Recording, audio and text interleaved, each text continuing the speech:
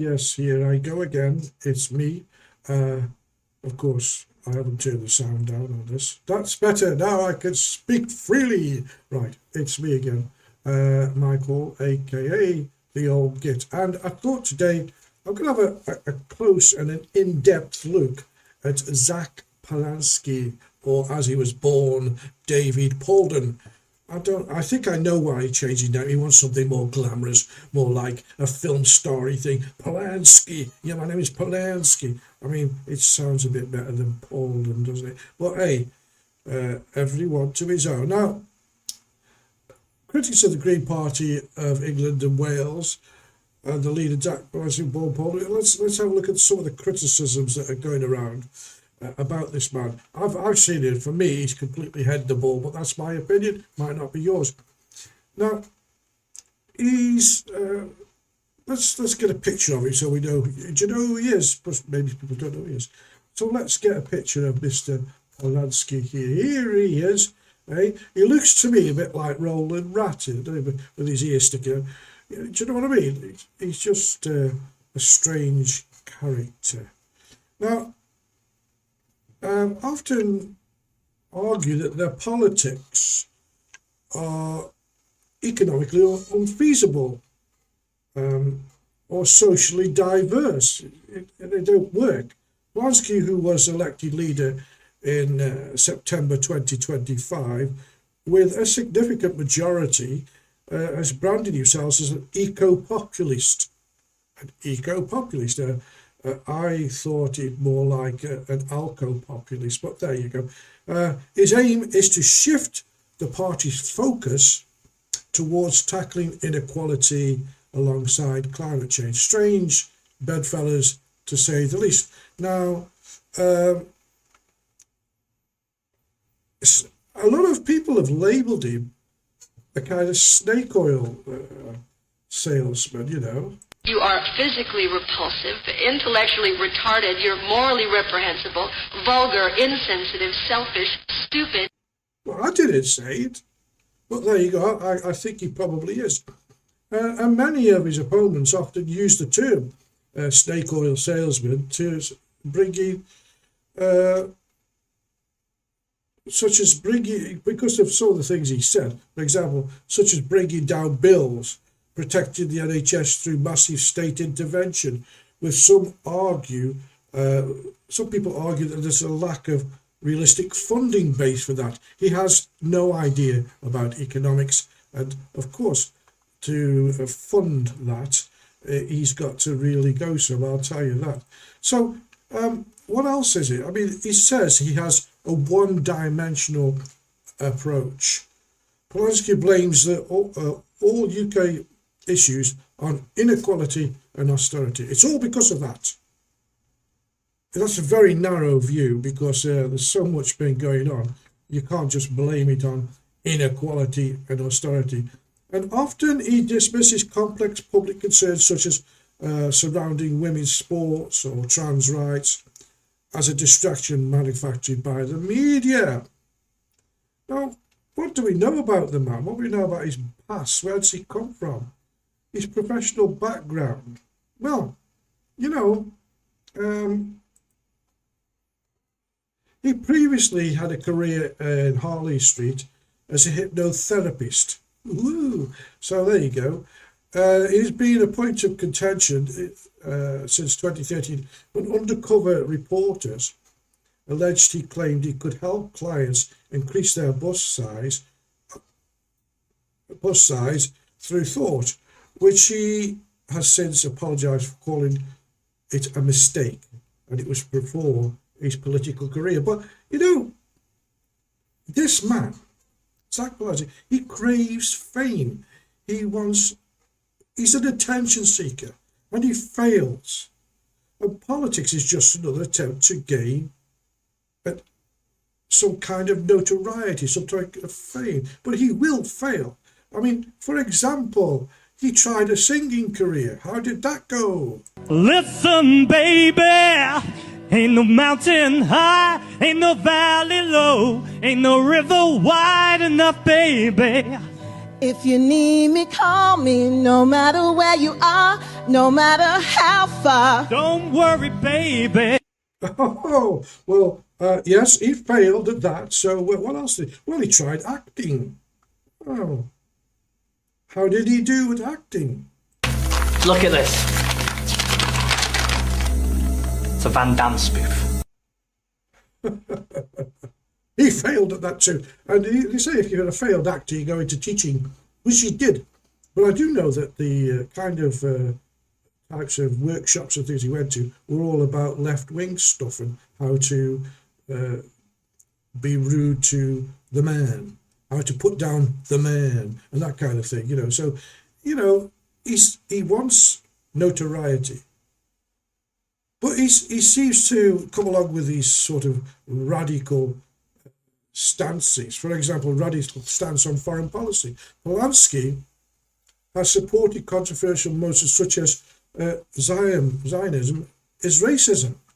Huh? Okay.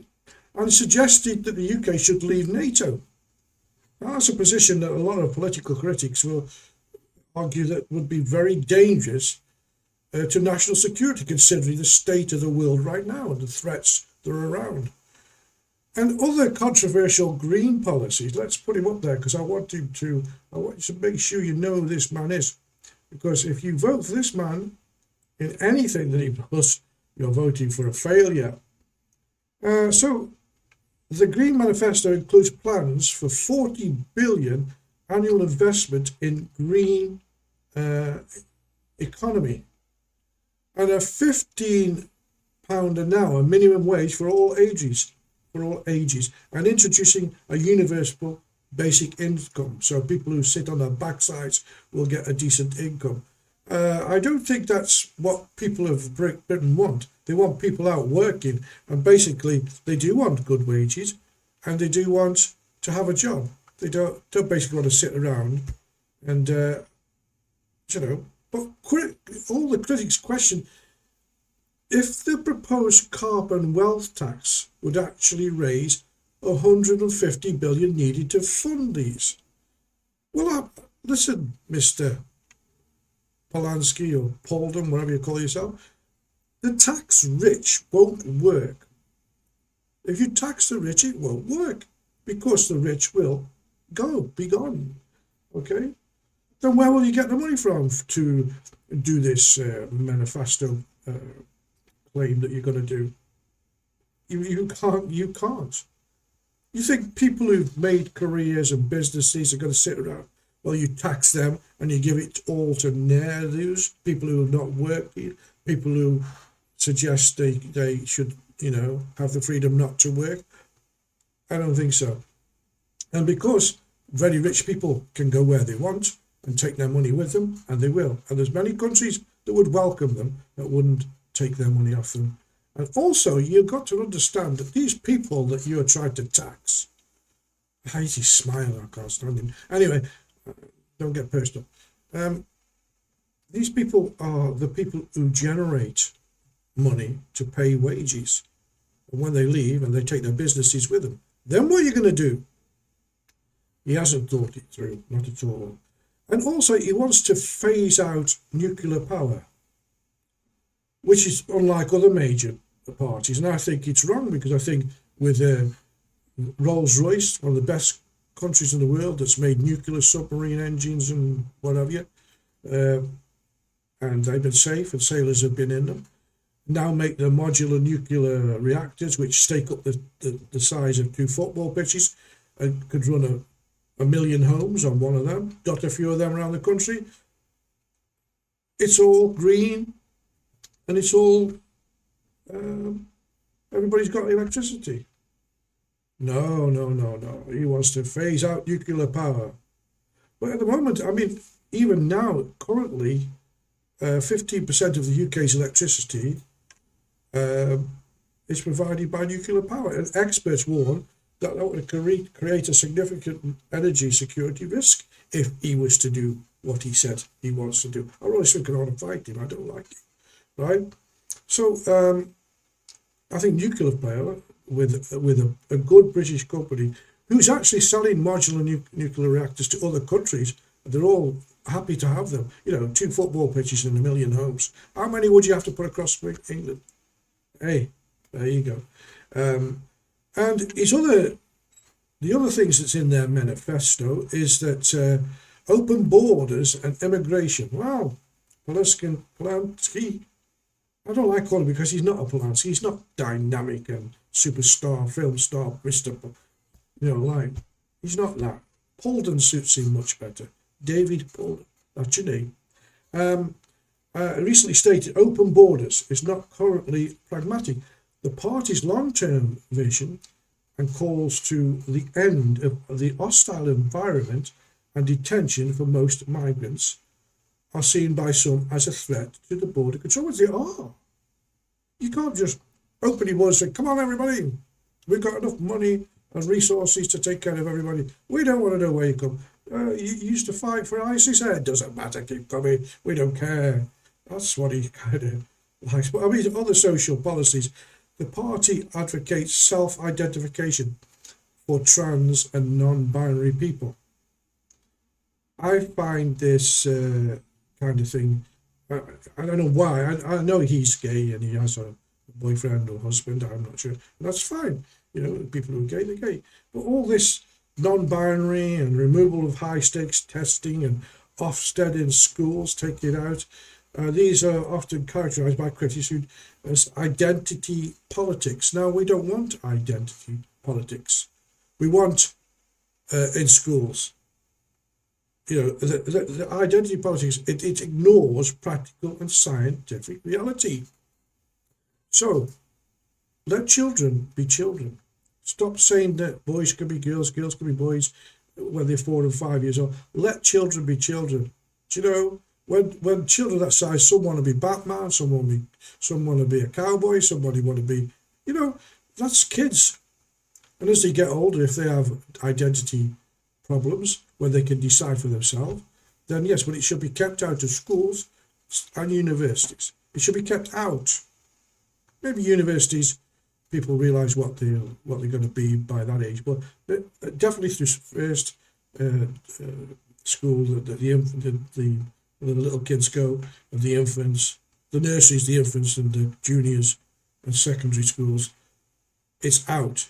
And it should be about academic achievement in schools. It should be about learning British history, learning about what we were a great country, not about taking them into a mosque and showing them how to pray. No, that's got to go. This is Britain, and it's built on the sort of Church of England type religion. It's built on that sort of philosophy, and it should be kept. We shouldn't be teaching our kids about every other and sundry that comes here. In fact, it should be the other way around. When people come to live in what was the greatest country in the world, they should conform to their society, their culture, their way of life. I still believe that people can practice their religion. I know I have a go at Islamists, not Muslims, Islamists. I sometimes mix the two up, but I don't really. Whereas they try to change it. Why can't people read the signs? This Islamic philosophy, this backward 14th century radical philosophy is trying to put its foot all across the world. And it's becoming more and more. They're going out and praying on the streets. Why? Because they can. Being protected by a weak government. This guy would be even weaker. His deputy leader is a guy called Muffin Ali. Muffin Ali has no interest in the UK's well-being, not in as a whole. He's interested in one culture only. And he stood as a councillor on this, Free Palestine and we will rebuild Gaza. What's that got to do with Britain? Nothing. Okay? He also supports Palestine Action. And then you've got his other deputy leader, Rachel Millward, who is an absolute champagne activist. £1.6 million house, a carbon footprint is 1.5 million tonnes a year. Ridiculous. But she's going to tell you, you can't live like that. You've got to have a heat pump. Rubbish. And when she spoke, I think her maiden speech, she also only spoke about Palestine and Gaza. And of course they associate themselves with the biggest, as far as I'm concerned, the largest treasonous man in the UK is Jeremy Corbyn. And they aligned himself with them. Of course he loves it because he hates Britain. Don't know why he's ever stayed here. He should have gone to Egypt or somewhere. He'd have probably been happier. But no, he's had a lot of money out of it. And that's simply how it's going. So anyway, I know tomorrow, because today is the, what's the date today? The 26th of the 2nd, 2026. Tomorrow, or today, they're having elections to get a Green Party candidates up in Gorton or somewhere up in the north of England elected, and they're up against the Reform Party and Labour and such. I don't know how it's going to come. But if these people, you people out there, if you voted for this, then say goodbye, England. I already have. I'm not in England, and I don't ever intend to come back, which is very sad, because I used to love my country when it was my country. It ain't my country anymore. Anyway, I don't want to make it a long one today because I'm saving up a lot of material for a video that I'll be doing after this first election. I'm hoping the outcome will be a Reform Party. Okay, I'm biased. I believe that Reform is the only party that's going to... I'm not doing a party political broadcast. I'm just saying my feelings, okay. I won't be voting because I don't live there, so I can say this. So, you know. And I just hope that somebody like that gets it. I mean, I just can't... I can't even envision what would happen if these people got into Parliament in any way, shape or form. Zack Polanski, Prime Minister? It's a joke and a half. Anyway, as I said, today it's not going to be a long one. Just again, I will tell you, if you don't mind, what I would like you to do is we'll get rid of him now. You've seen enough of it. There's my socials. You can see on X, Best Before T. You can get in touch with me there, or you can go to bestbeforetv@gmail.com and send me an email if you want to. Also, there's other it goes out. This will go out on YouTube and Substacks and all other places as well. And as I've said before, I do this because I have a passion for what I think. I think I'm qualified to speak in the way that I do because I've been on this earth for 72 years. And believe me, what I've seen the UK and other countries in Europe turn into basically frightens me to death. If you've got grandchildren, think about their future, because I'll tell you what, very lucky if in another 10 years your children are not going to schools where they have to wear burqas if they're a girl, and the men will have to grow beards, because it's coming. You know, over 3,000 mosques in the UK, I think over 100 Sharia courts, 30 Sharia councils, something like that. I don't know what the numbers changed since I last looked.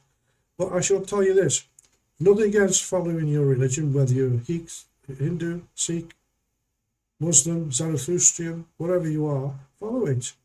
But it shouldn't interfere in the politics of the country that has hosted you. You conform to their way of life and practice your religion in your own time, in your own places, and don't try and force your beliefs onto anybody else. And I don't know of any other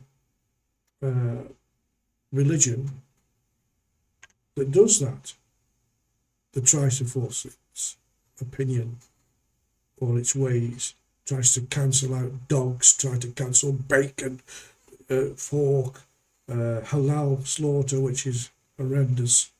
No, we don't need that in the UK. We need nice people who get along, practice your religion, but it shouldn't interfere with the politics or the way of life that Britain had and should have again. That's all I'm going to say. It's long enough. How long have I been here? Well, 20 minutes. That's 10 minutes shorter than normal, which is pretty good for me because I usually do ramble on. So until the next time, have an absolutely tremendous day, and hopefully bad things won't happen. Okay. Stay strong, and I'll see you soon.